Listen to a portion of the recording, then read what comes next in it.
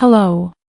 My name is Thalassa Monroe, and last week, my own sister laughed in my face for daring to step foot into a luxury car showroom, said I looked too poor to belong. What she didn't know was that I'd helped build that company from behind the scenes. Quietly. Silently. Invisibly. For years, they let me believe that invisibility was my place. But 3 minutes later she wasn't laughing. She was fired. And suddenly, everyone wanted to know who I was. But the truth? I never wanted revenge. I just wanted respect. So what exactly happened in those 3 minutes, and how did everything unravel?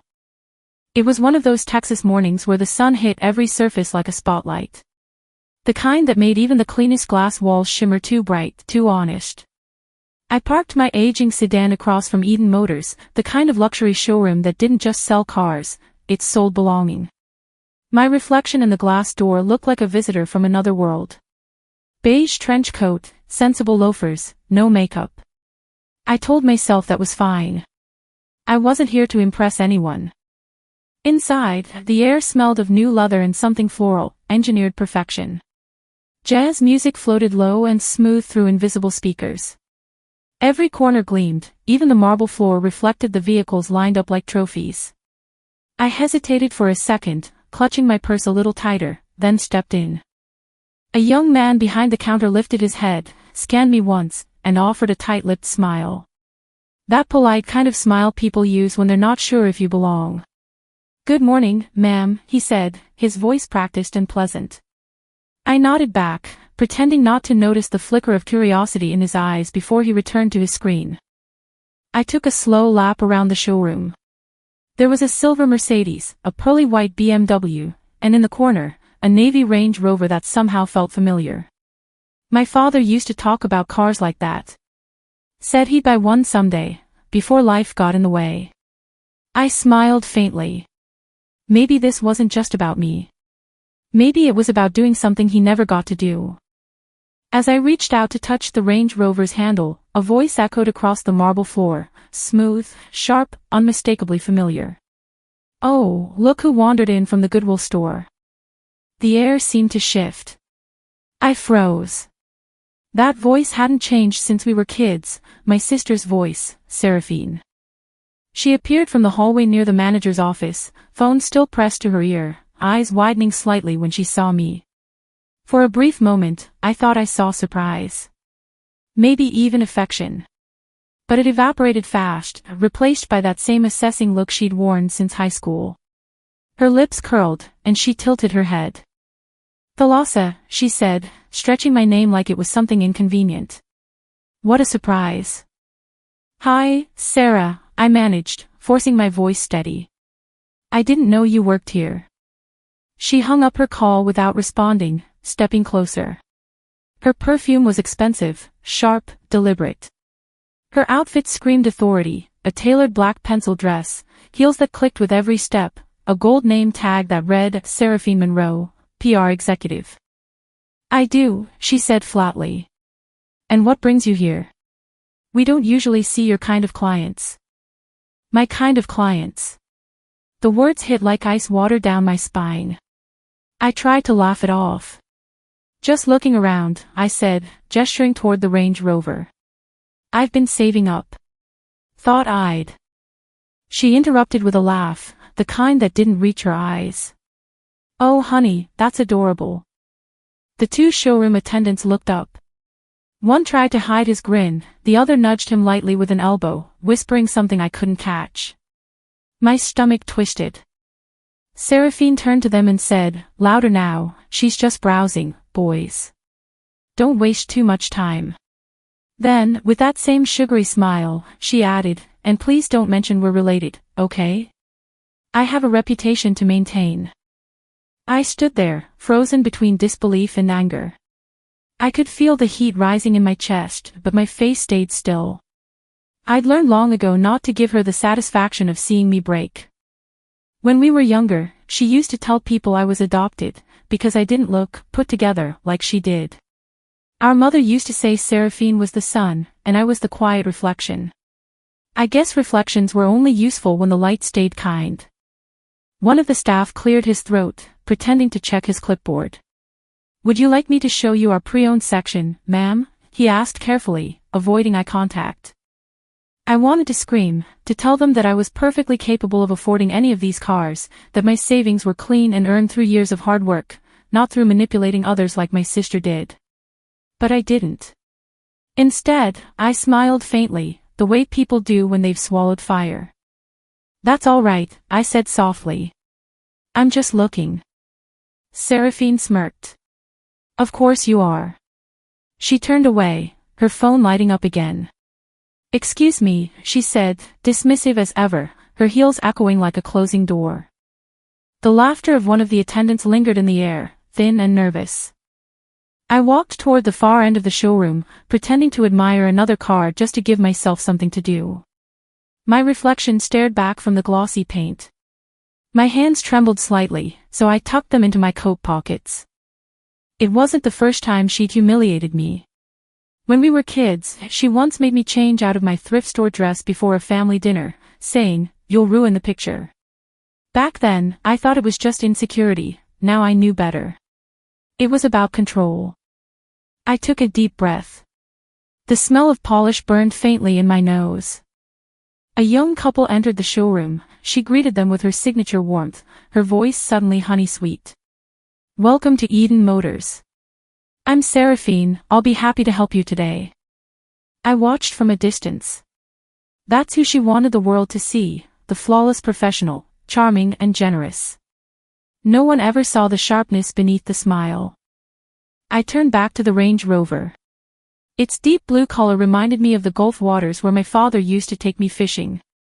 I could almost hear him saying, "Don't let anyone tell you what you can't have, kiddo. Earn it, then own it." He died before he could ever buy his dream car. Maybe I'd come here to finish what he started. Maybe I needed to prove something, to her, to myself. My phone buzzed. A text from my landlord reminding me about the maintenance appointment tomorrow. Mundane, grounding. I stared at it for a second, then looked up again. Seraphine was still talking to the couple, laughing like nothing in the world had ever gone wrong for her. I caught my reflection in the glass one more time.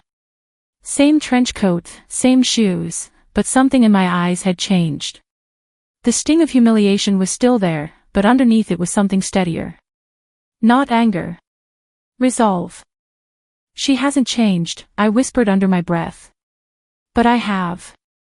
The sunlight caught the Range Rover's hood just right, it shimmered like possibility.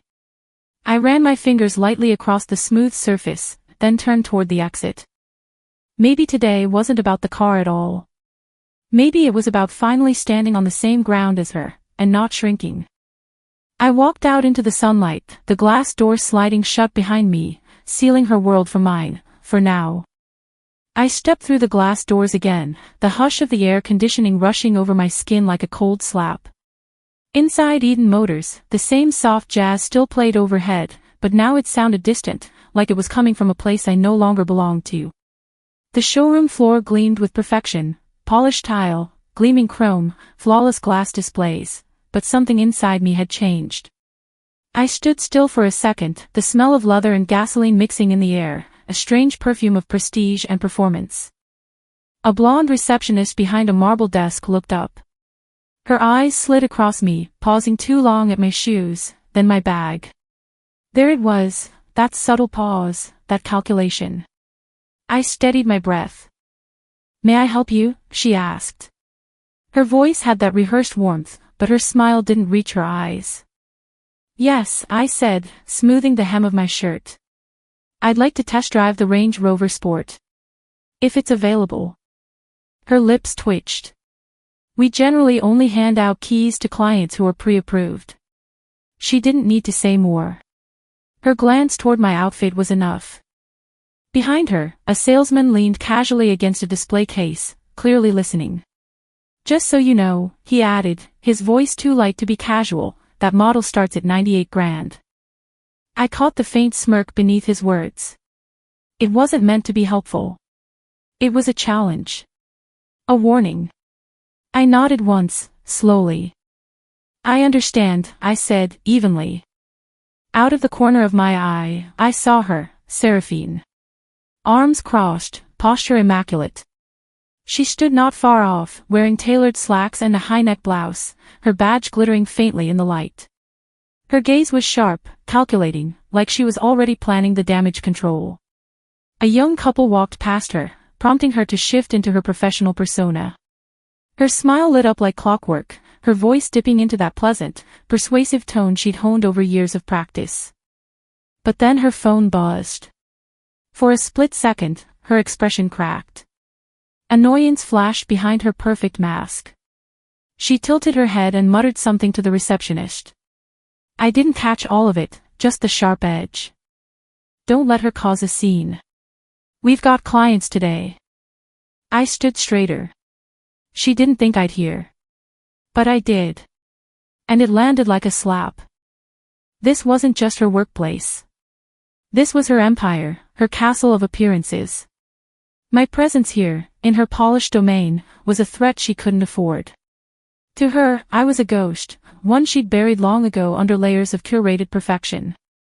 I walked forward with quiet resolve. Each step echoed softly against the tile. When I reached her, she turned slowly, already bracing for whatever disruption she imagined I might bring. Seraphine, I said, low but clear. Her mouth tightened. What is it? I smiled slightly. Please don't tell anyone we're related. Her brows arched in disbelief before settling into that cold, familiar disdain. You're not exactly showroom material, sis. That line hit with surgical precision.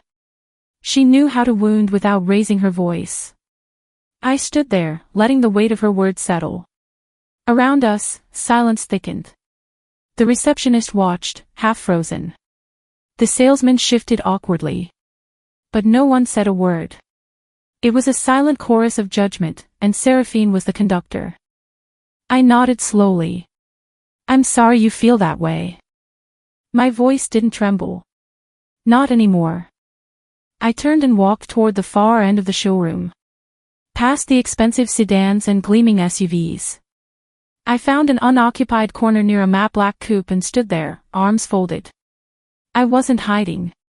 I was containing something. Inside, something stirred. Not shame. Not even sadness. It was colder than that, older. The burn of having been erased, not once, but 100 times. It had started young. I remembered when Seraphine told our mother I couldn't come to the gallery opening because I looked off. I remembered how she posted family holiday photos with me cropped out, telling others I had other plans. I remembered the scholarship money I was promised, mysteriously never arriving, because Seraphine had volunteered to handle it for me. Every memory was a brick. Every brick, a wall. But I wasn't 13 anymore. And I wasn't afraid. I watched her out of the corner of my eye. She resumed her performance, guiding the couple toward the Mercedes with a syrupy voice. This one. Fully loaded. I'll personally arrange your drive. Not a crack in her veneer. But she'd seen me. She knew I wouldn't disappear so easily this time. Something deeper than embarrassment settled in my chest. Embarrassment was temporary, momentary heat on your face. But this was deletion. A slow, careful erasure. One that left no trace unless you knew where to look. And I was looking now. The showroom light changed as clouds drifted across the sun outside. In the reflection of the floor-to-ceiling windows, I caught my own silhouette. I looked different, taller, even though I hadn't moved. Steadier. Hardened. I walked again, passing rows of immaculate vehicles. Each reflected version of me stared back with quiet resolve. I didn't need her approval. I didn't need their validation. I had walked in alone, and I'd leave the same way, but not unchanged. As I neared the exit, Seraphine's voice called after me. Don't let this go to your head. I didn't turn. The doors slid open with a whisper, and the sun welcomed me back. I stepped into the light, the warmth hitting my face like truth. Behind me, the cold artificial air of the showroom receded. That wasn't just embarrassment. That was erasure. But I was still here. And this story wasn't over. The sunlight outside had barely faded from my eyes when I found myself sitting again, this time on one of Eden Motors' cold leather benches. I wasn't ready to leave. Maybe I didn't want to. The air conditioning hummed softly, steady and indifferent. Around me, engines gleamed under perfect lighting, each vehicle polished like a trophy, a symbol of someone's arrival, of having made it. I let out a breath I didn't realize I was holding and picked up a glossy brochure that had been left on the bench beside me. The front cover sparkled with false sincerity, our top achievers, excellence rewarded. I flipped it open and there they were, rows of smiling faces. Employees of the month. Clients who'd leveled up. Sales stars, high performers, the winners of every kind. The kind of page Seraphine would belong on. My eyes lingered on the faces. Bright smiles. Polished hair. Ambition oozing through every pixel. And suddenly, without warning, a memory stirred, sharp, precise, unwanted. The high school awards board. I was 16. I'd won first place at the regional science fair with a project built from scraps in Dad's garage. I had constructed a functional smart irrigation system using salvaged electronics. It was clunky, ugly, but it worked. Our school had never even placed before. I remember standing by my project display, pride lighting up every cell in my body, the gold ribbon still warm in my hand. The next morning, I ran to the school lobby to see the board. But my name wasn't there. In my place, Seraphine Monroe, outstanding community leadership. I had stared at it for so long, I didn't realize I was crying until Mrs. Valdez, our science teacher, touched my arm. I asked her about it. She looked at me with the expression adults wear when they've been told to lie gently. "Sweetheart," she said softly, "your sister's doing a lot for the school's image right now. It's complicated." That word, complicated, had haunted me for years. I blinked back to the present, staring at the brochure until the text blurred. Another image pushed its way into my mind, our family photo. I was 12. I still remember that day, the itchy dress, the too tight shoes, the awkward smile I practiced in the mirror. Everyone else wore navy, the family theme, but no one told me. I showed up in sky blue. My mother hissed that I ruined the color balance. She told me to stand in the back, next to the hedge. I tried to smile anyway. Years later, I saw the photo again. It sat proudly on Seraphine's office desk, framed in gold, pristine. She was 24 then, fresh out of university, climbing corporate ladders she didn't build. I leaned in to admire it and felt a chill. I wasn't in the photo. Same background. Same composition. Same smiles. But in the spot where I'd stood awkwardly behind Seraphine, there was nothing. Just a patch of neatly trimmed shrubbery. Someone had edited me out. When I asked her, she gave that sugar-slick laugh. "Oh, that? The picture looked more balanced this way. You know how I am about aesthetics." Back then, I'd laughed too, brittle, hollow laughter. I told myself it didn't matter. But that kind of laughter ages you from the inside out. My thoughts drifted to college. That was the final blow, the one that burned a permanent scar. I'd gotten into the University of Houston on a partial scholarship for tech innovation. It wasn't a full ride, but it covered tuition. It meant I could breathe.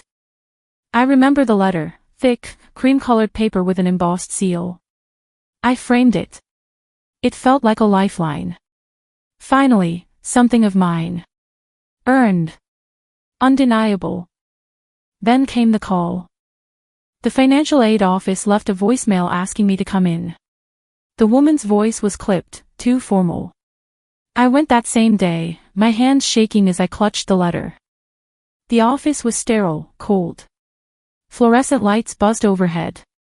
Mrs. Peterson sat behind the desk, her silver glasses catching the light. "Ms. Monroe," she began, not meeting my eyes. "It appears the scholarship funds have already been allocated." My breath caught. "What?" "It was awarded to me." She hesitated. "Yes. But your family filed a dependent transfer. The scholarship was reassigned to another student in your household." I froze. Another student. She lowered her voice. Your sister. Seraphine Monroe. I couldn't move. She's listed under communications, Mrs. Peterson continued gently. The application said it was a family reallocation. Approved by your guardian. My mother. I remember the hallway more than the conversation. I remember the sound of my shoes on the tile. Each step heavier than the last. That night, I confronted her. Mom, did you take my scholarship? She didn't even look up. It wasn't yours. It was the family's opportunity. Seraphine needs this more than you do. You'll manage, you always do. Manage. She said it like it was a compliment. She has dreams, my mother added. She's going places. That's good for all of us. All of us. Except me. My father had died the year before, a quiet heart attack in his shop. He used to say I had hands like his, made to fix what others gave up on. After he died, Seraphine's rise became unstoppable. That semester, I worked at a coffee shop during the day and tutored at night. I lived on instant ramen, barely slept, studied in the cracks between survival. Seraphine posted rooftop brunches and PR internship photos with captions like, hustle culture. She graduated debt-free. I graduated with 3 jobs and a bad back. She sent me an invite to her graduation party. I threw it out. The brochure in my hands crinkled. I looked down at it again. Top achievers. She didn't just erase me today. She's been erasing me all along. A ripple of laughter broke my focus, Seraphine's voice, melodic, floating across the showroom. She was charming a new couple, her voice all sparkle and smooth edges. The perfect picture of success. My phone buzzed. A message. Marcus. Heard you're in Austin. Call me when you can. Marcus had been my father's best friend, his business partner. After Dad died, he vanished, pushed out by Mom's accusations. But Dad had trusted him. I stared at the screen. Maybe this wasn't chance. Maybe humiliation was the spark I needed. I looked at the showroom window. The Range Rover glinted under showroom lights. That was Dad's dream car, not Seraphine's. I stood slowly. The brochure still in my hand felt heavier now. It wasn't paper anymore. It was proof. It was memory. It was fuel. Around me, Eden Motors buzzed on, unaware. I was invisible to them, just as I'd always been to my family. But invisibility has its advantage. You move quietly. You strike when no one sees it coming. I folded the brochure carefully and slid it into my coat pocket. This time, I wasn't walking away with scars. I was walking away with purpose. The glass doors of Eden Motors slid open with a soft hiss, and I stepped back inside with the kind of calm only forged in fire. The moment I entered, everything felt different, sharper, as though the very air had been polished. Light bounced off the pristine surfaces like it had been waiting for a spotlight. The glossy tiles reflected not just my shoes, but my return. I wasn't a guest anymore. I was a storm coming home. The scent of expensive leather and synthetic polish greeted me like an old rival. It wasn't unfamiliar. I'd been here before, on the margins, watching my sister shine in her curated image. But this time, I wasn't here for her. I walked past the row of pristine sedans, my footsteps quiet but deliberate, the kind that made people turn their heads without knowing why. And then I saw it, the navy blue Range Rover. It stood like a promise at the end of the line. Deep, dignified, and immovable. The color reminded me of the sky just after a thunderstorm, bruised but not broken. Powerful in its stillness. The kind of vehicle that made you feel like you owned every road you traveled. My fingers itched, not for ownership, but for truth. Still looking. Our pre-owned models are also nice, came a voice behind me, oiled with passive insult. I turned slowly. The same salesman from earlier, the one who barely gave me a second glance, was now standing just a little too confidently. Leaning against a podium like it gave him authority, He wore that tight, professional grin that said he thought he still had the upper hand. I didn't look away. I'm just deciding which car is best for someone who once paid off another person's tuition. His smirk faltered. The silence between us was sudden and deep. Behind him, I caught movement. Seraphine, standing near a pearl-white Mercedes, her eyes wide and posture rigid. For a second, her carefully trained smile dropped, and in its place came a flicker of panic. She walked toward us quickly, heels ticking across the floor like a countdown. That was years ago.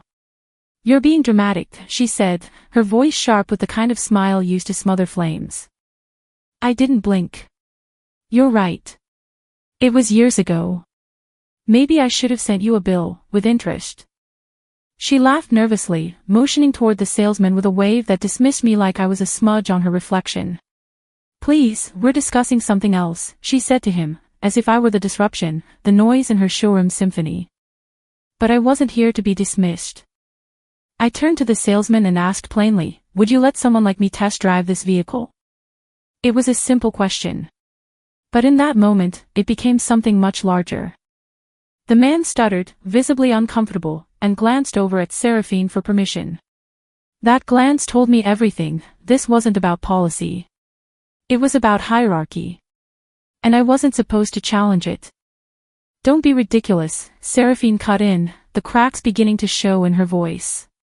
Her composure, that razor-sharp mask she wore so well, was beginning to tremble at the edges. I spoke before she could drown me in deflection again. Quiet. Controlled. I'm remembering who I am. The words didn't shout, but they rang like a bell. They hummed through the showroom like the low note of a piano in a silent room. Seraphine froze. For the first time, she didn't have a script. All the eyes that once looked past me now turned toward us, curious, alert, waiting. A client near the entrance cleared his throat and turned his body slightly to listen better. A staff member leaned against the glass pane, pretending to adjust the blinds. But we both knew, the spotlight was on.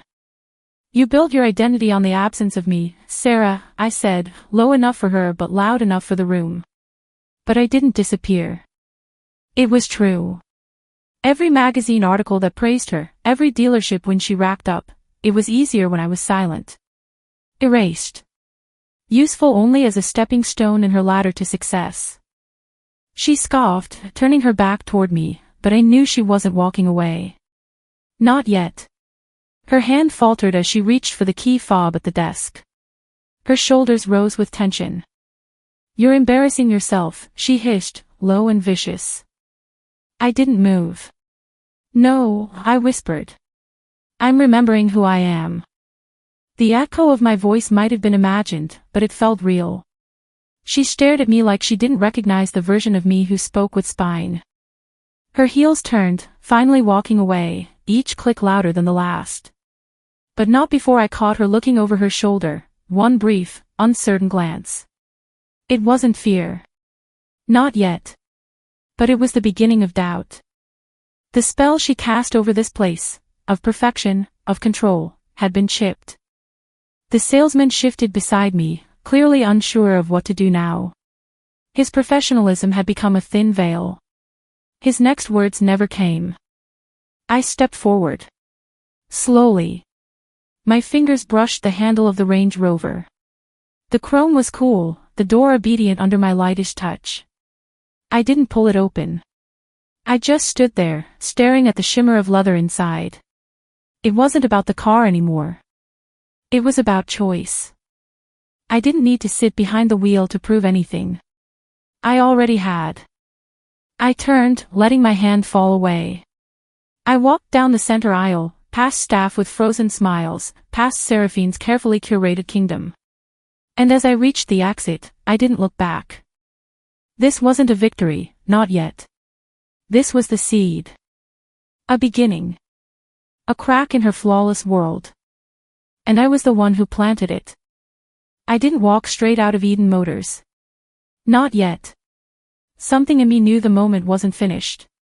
I turned back toward the Navy Range Rover, the one gleaming beneath the overhead lights like it had been waiting for me all along.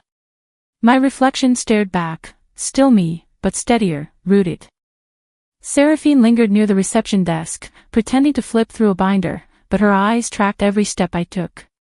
I could feel it, the way she wanted this to end with me disappearing quietly again, like I'd done my whole life. But I wasn't leaving empty-handed this time. The showroom had grown busier, a few customers murmured near the luxury sedans, and the faint hum of polite conversation filled the air. Yet, under it all, tension pulsed. Even the jazz music playing through hidden speakers felt out of place now, too calm for the static building around us. I stopped beside the Range Rover and ran my hand along the door, fingertips grazing the cool metal. Seraphine finally broke the silence. "You're not going to guilt-trip your way into luxury," she said. Her tone was lighter than before, but I could hear the strain underneath.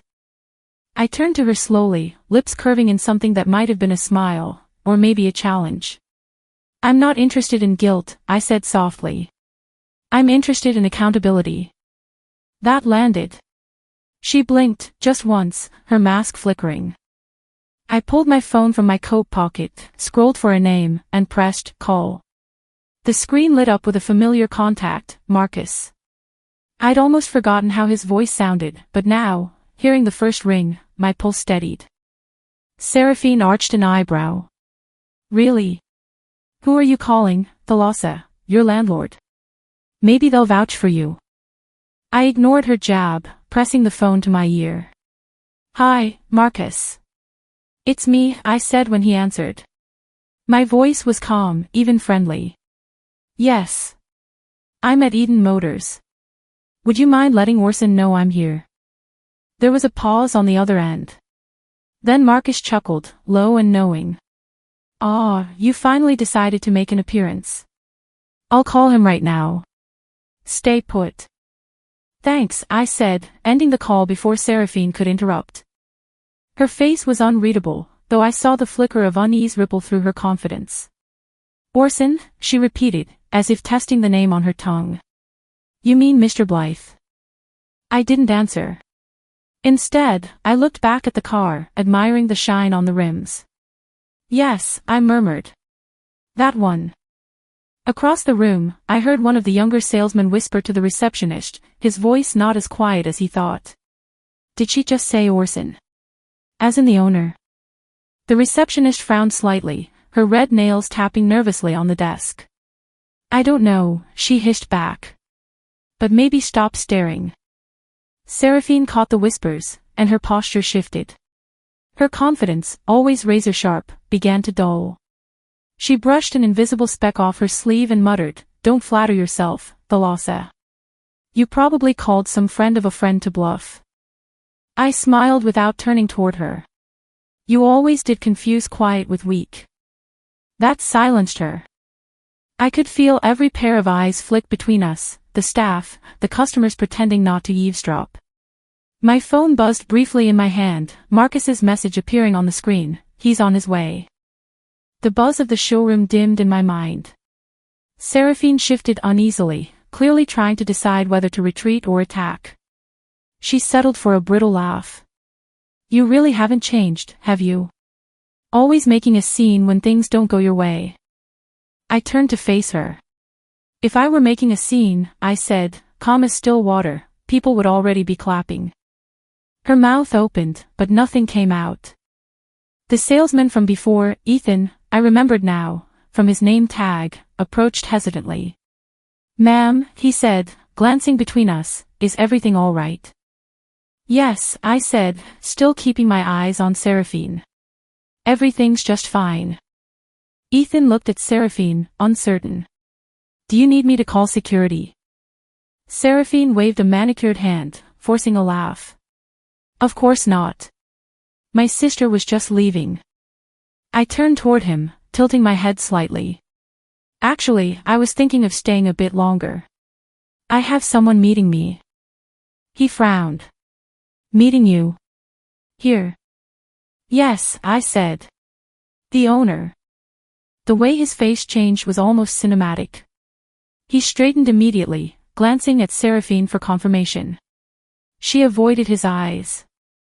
Behind me, another staff member whispered, "Did she just say she knows Mr. Blythe?" The air thickened, like static before a storm. Even the ambient music couldn't cover the sudden silence that swept across the room. Seraphine's mask cracked again, just barely. She straightened her blouse, tone clipped. Thalassa, I don't know what game you're playing, but... No game, I interrupted quietly. Just cleaning up a misunderstanding. She laughed again, brittle as glass. You think a phone call is going to change how this works? I looked her in the eyes for the first time all morning. It already has. Her expression faltered. Excuse me. Power doesn't always announce itself, I said, my voice low, measured. Sometimes it just calls ahead. The line hung there between us. I could see her pupils contract, a flash of something like realization, or fear. She turned sharply and began walking toward the far end of the showroom, her heels tapping too fast, too loud. I leaned lightly against the Range Rover, scrolling through my phone again just to appear occupied. Out of the corner of my eye, I caught the salesman whispering again. You think she's bluffing? The receptionist shook her head slightly. If she was bluffing, Seraphine wouldn't look like that. I hid a small smile. A minute later, another staff member, someone I hadn't noticed before, approached cautiously. His tone was polite, almost deferential now. Ma'am, would you like something to drink while you wait? Coffee, maybe. I met his gaze with an easy smile. No, thank you, I said. I won't be waiting long. He nodded, retreating quickly. I exhaled and looked once more at the car in front of me. It was strange, how something as simple as standing still could feel like reclaiming lost years. Every ounce of shame Seraphine had tried to place on me was peeling away, replaced by something quieter but stronger, certainty. The lights above reflected in the Range Rover's windshield, 1,000 tiny suns. For the first time that morning, the air in the showroom didn't feel heavy anymore. It felt electric. Somewhere in the distance, a car door slammed. I didn't turn my head, but I felt it, something shifting, like the world had just tilted a degree in my favor. No, I murmured again, more to myself than anyone else. I won't be waiting long. The silence before it happened was unnaturally serene. Just the low hum of the lights overhead and the whispering rhythm of the air vents filled the space. The kind of silence that feels like it's listening, watching. I felt it, something shifting in the air, a subtle tightening, like the world was holding its breath. Then, the glass doors flew open. A man entered, tall and commanding, dressed in a perfectly tailored gray suit that made everyone else in the room look like background noise. His footsteps echoed crisply across the marble floor, each one deliberate, heavy with intention. He didn't need to announce who he was. The way the staff reacted told me everything. Orson Blythe. People straightened. Conversations died mid-sentence. Even the piped-in jazz seemed to stutter into silence. The receptionist, who had been politely ignoring me for the last 10 minutes, froze like a statue. I could feel it, the ripple of recognition, fear, and respect. Orson wasn't just someone important.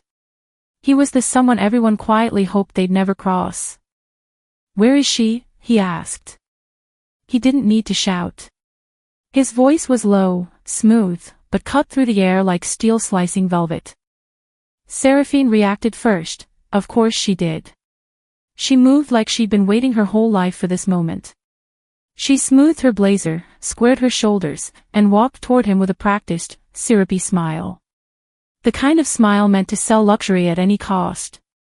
Mr. Blythe, she cooed, tone polished to perfection, what a lovely surprise. We weren't expecting you today. He didn't look at her. His eyes swept the room like a scanner until they landed on me. Everything stopped. Seraphine froze mid-step, her smile faltering when she realized his attention wasn't on her. He walked past her as if she didn't exist. Didn't speak. Didn't even nod. He moved straight to me. Miss Monroe, he said, his tone suddenly shifting, respectful, almost warm. I'm sorry you had to wait. Every molecule of air seemed to pause. I met his gaze, steadying my breath. It's okay, I said quietly, though my heart slammed in my chest like a drum. I didn't wait long. Gasps. Mutters. Confused whispers erupted behind us.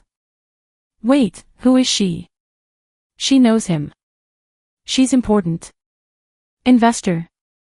Seraphine's face had drained of color. She stood rooted in place, trying to process the impossible.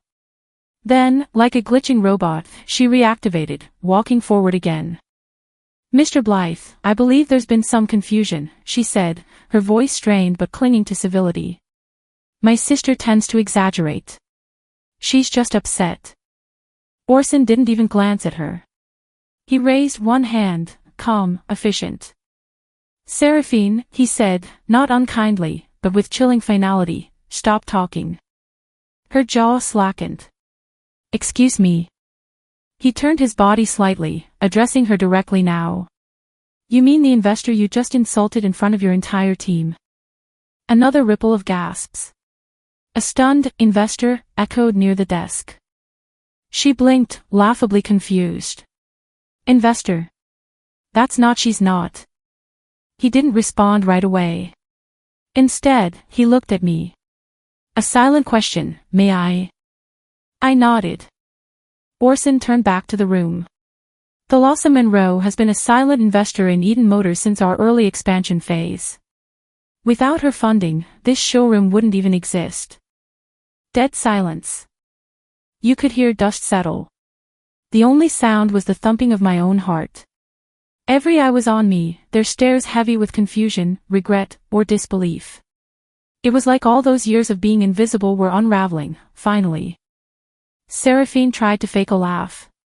It came out broken and shrill. That's impossible. She doesn't even have.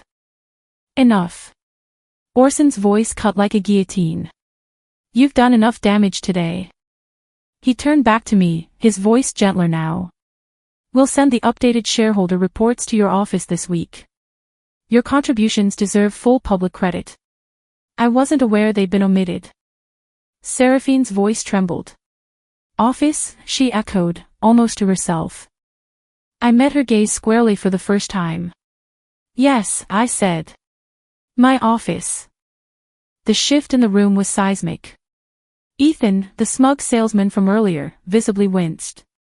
The receptionist looked like she wanted to crawl under the desk.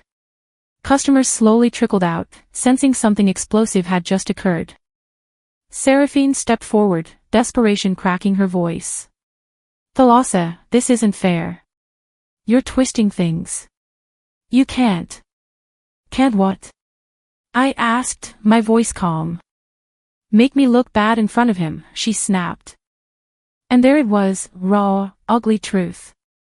Orson tilted his head. This isn't about looking bad. It's about truth. I turned to her, my voice steady. You're not being made to look bad. You're being seen clearly. Her nostrils flared. You've always been jealous, she hissed. Ever since we were little girls. I didn't let her finish. Jealous? I said, softly. Of being the family scapegoat. Of being erased from every birthday photo. Of working through college so you could afford your apartment? No, Seraphine. I wasn't jealous. I was tired. She opened her mouth, but Orson stepped between us. That's enough, he said firmly. You're dismissed for the day. Her head whipped toward him. What? Take your things. We'll discuss your position at a later time. A dismissal. Public. Final. Seraphine stared at me, shaking with rage. You think this makes you better than me? She whispered. You think people will love you for this? I held her gaze. No, I said. But they'll finally stop loving the version of you that was built on my silence. She looked like she'd been slapped. For a second, I thought she might lunge at me. But she didn't. She turned sharply, walked toward the back. Her heels hit the tile like gunshots. The door slammed. Silence returned. Orson exhaled. You handled that better than I expected. I didn't feel graceful, I said. Maybe not, he said, but you were powerful. I glanced at him. Thank you for stepping in. You shouldn't have had to face her alone. Marcus told me everything about the scholarship. I should have reached out years ago. It's okay, I said.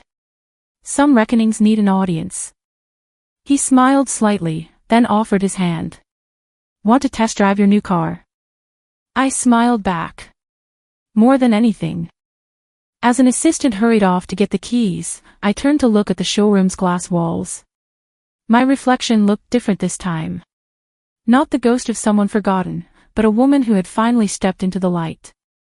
And behind me, someone whispered again, investor. For the first time, I believed it too.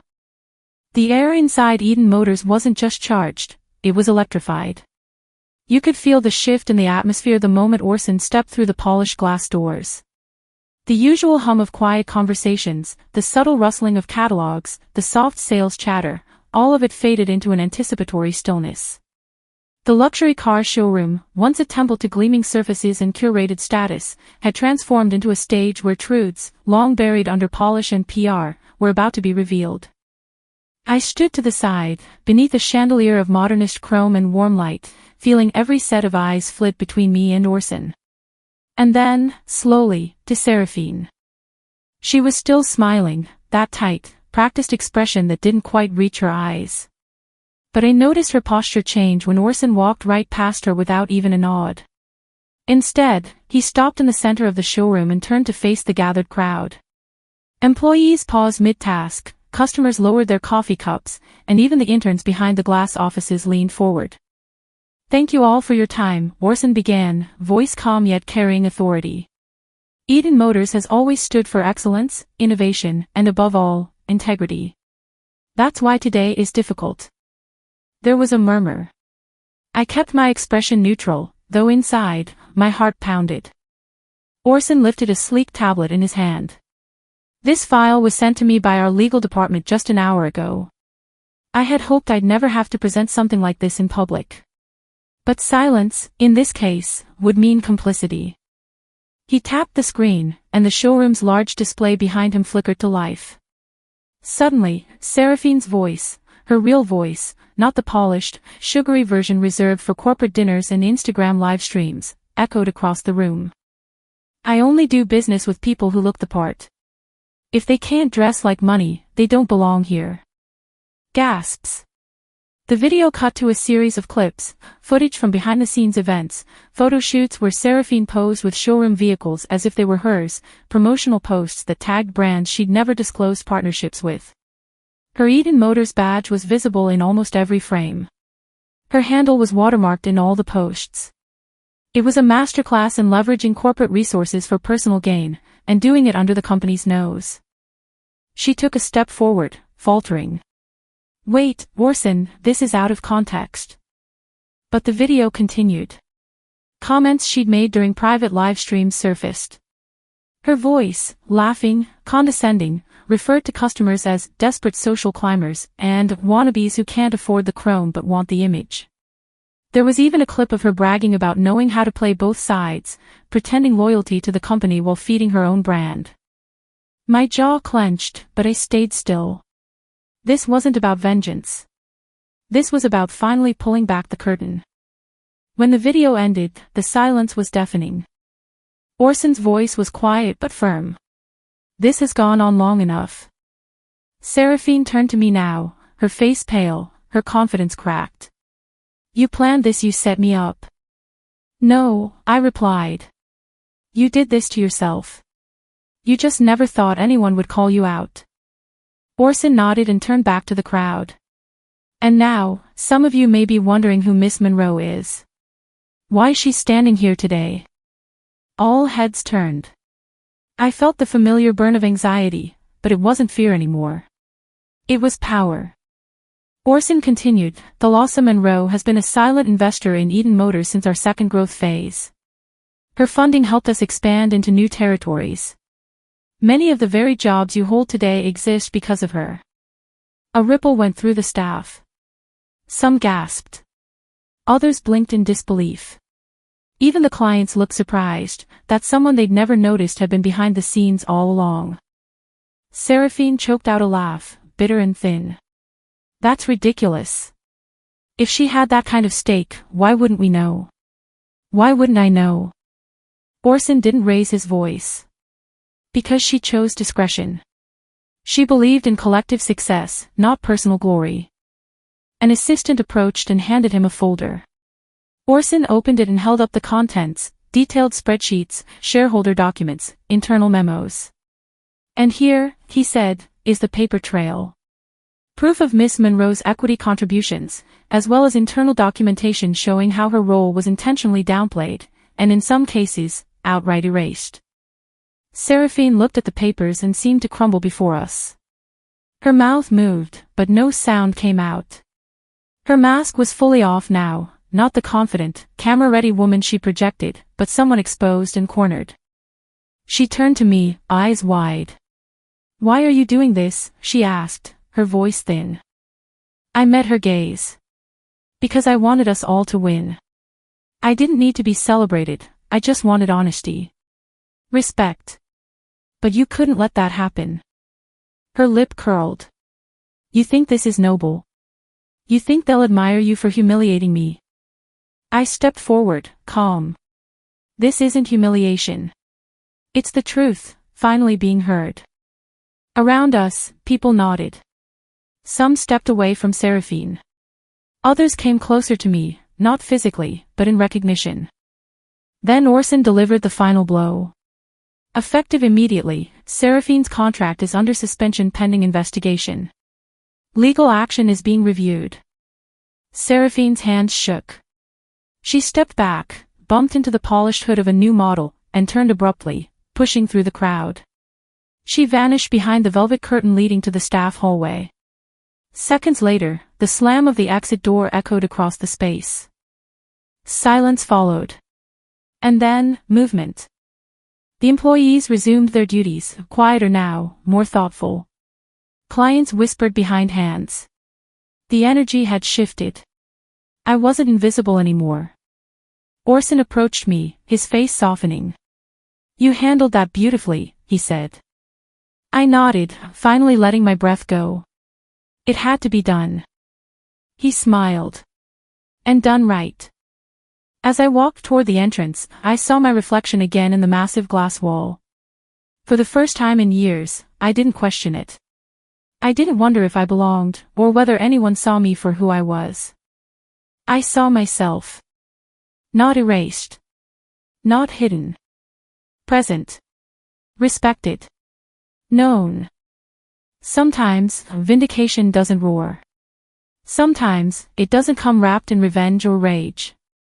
Sometimes, it arrives in stillness, in truth, in the quiet echo of a door slamming shut on a chapter of injustice. And sometimes, that's all you need.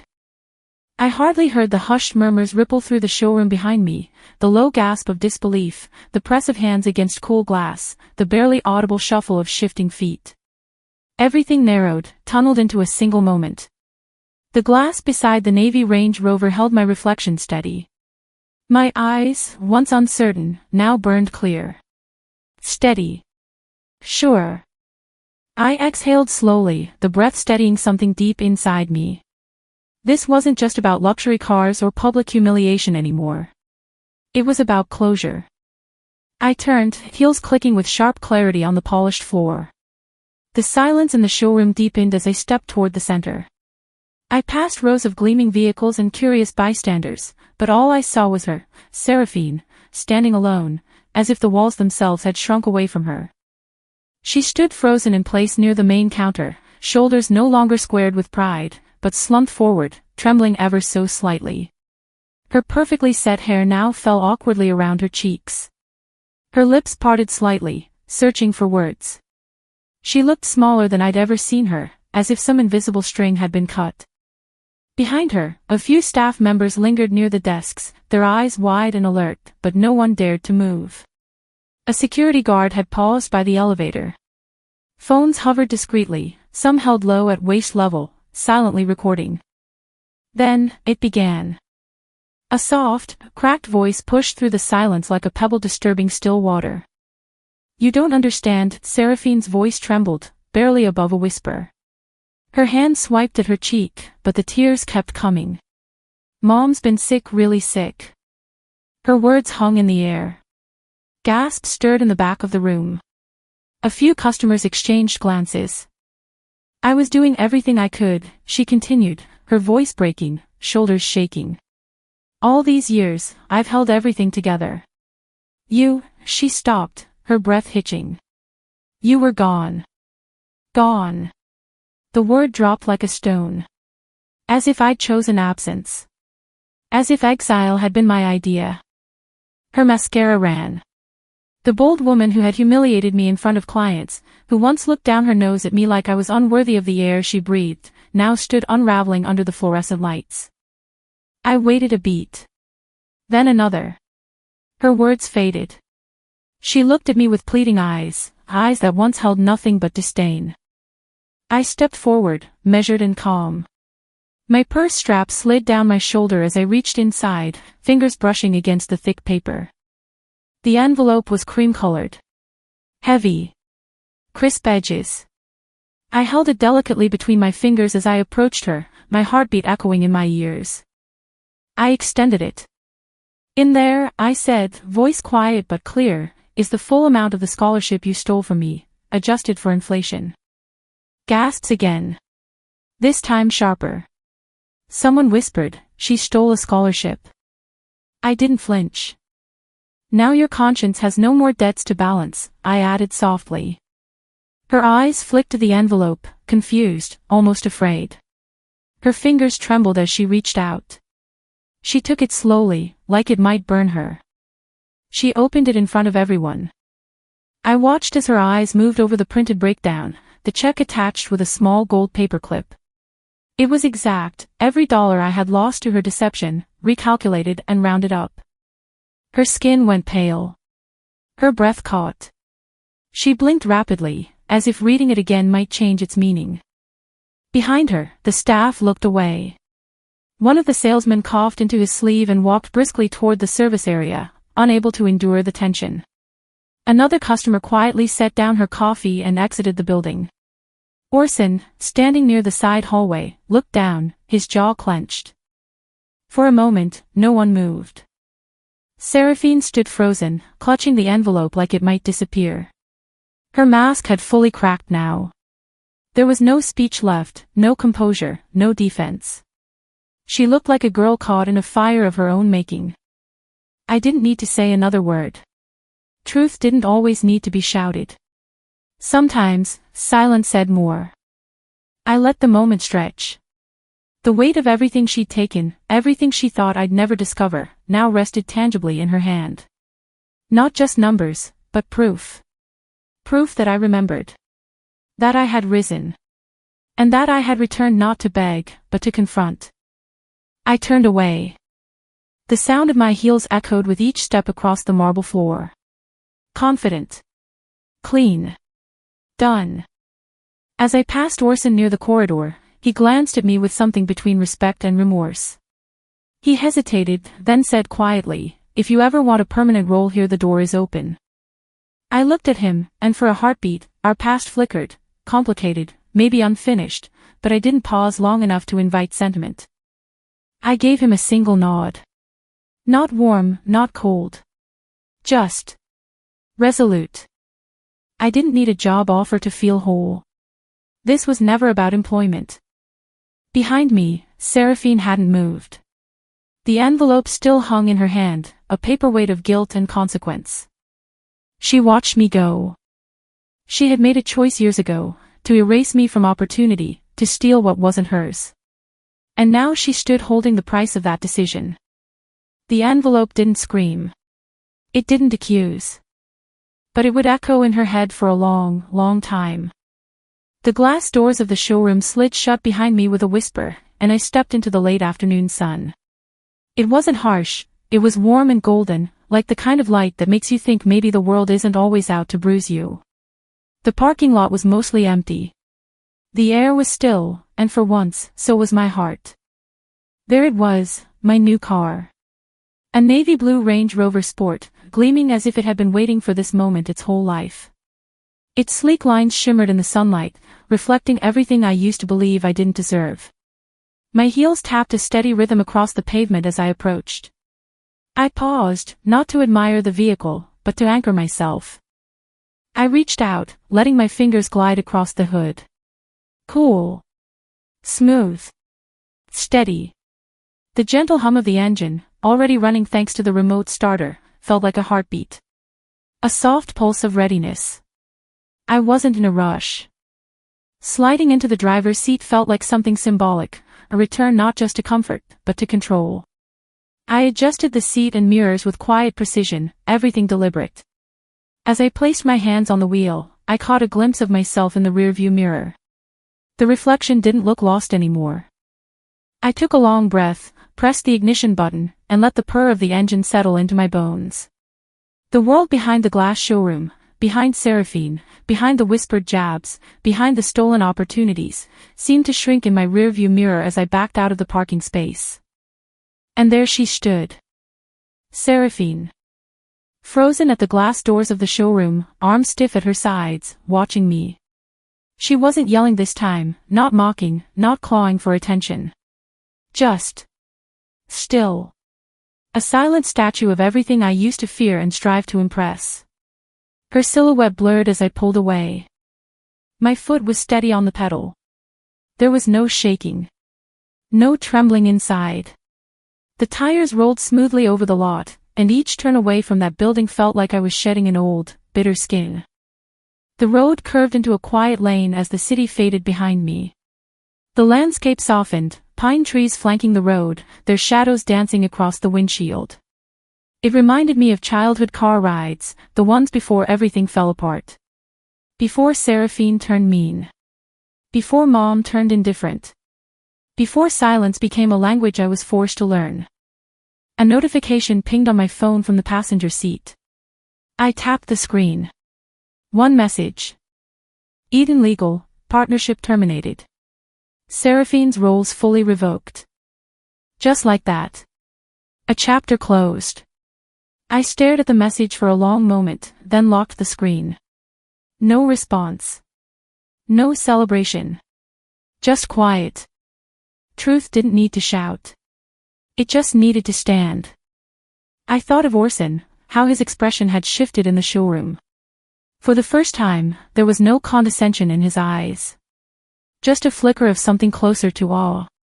Maybe even regret.